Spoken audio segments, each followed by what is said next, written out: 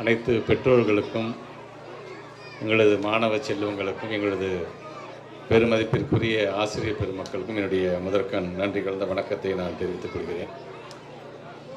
இந்த நிகழ்வுக்கு என்னை ஏன் அழைத்தார்கள் என்று பார்த்த பொழுது எனக்கே ஒரு சந்தேகம். ஒரு அமைச்சராக என்னை அழைத்திருக்கிறார்களா, அல்லது திருவள்ளுவர் பெயரில் இருக்கின்ற பொய்யாமொழி என்கின்ற அந்த பெயருக்காக என்னை அழைத்திருக்கிறார்களா என்று எண்ணுகின்ற அளவிற்கு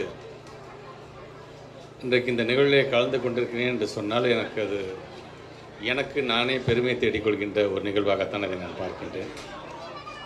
இந்த நிகழ்ச்சியினுடைய தொடக்கத்தில் வாசிப்பு கருவிகள் மூலம் அதை வரவேற்ற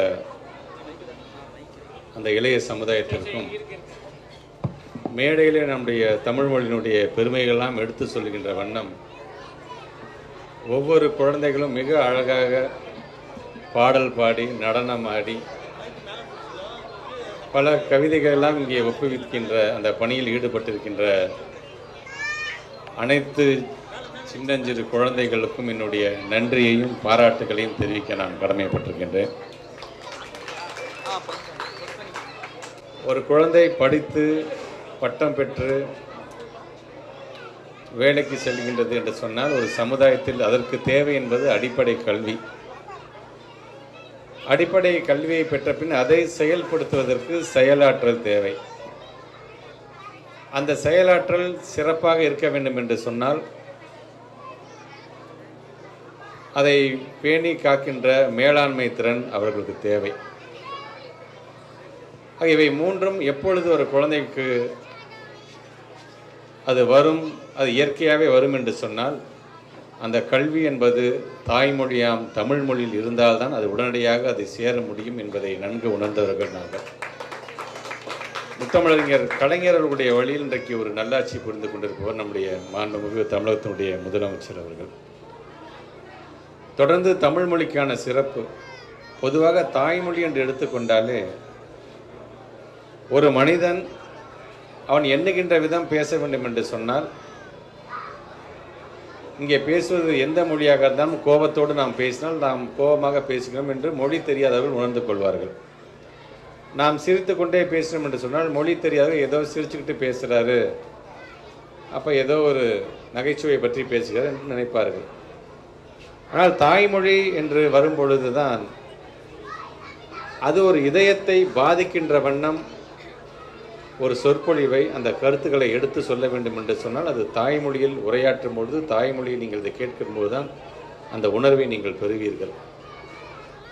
இதை சொன்னது யார் என்று சொன்னால், கருப்பின விடுதலைக்காக போராடிய புரட்சியாளர் நெல்சன் மண்டேலா அவர்கள் சொன்னார்கள்.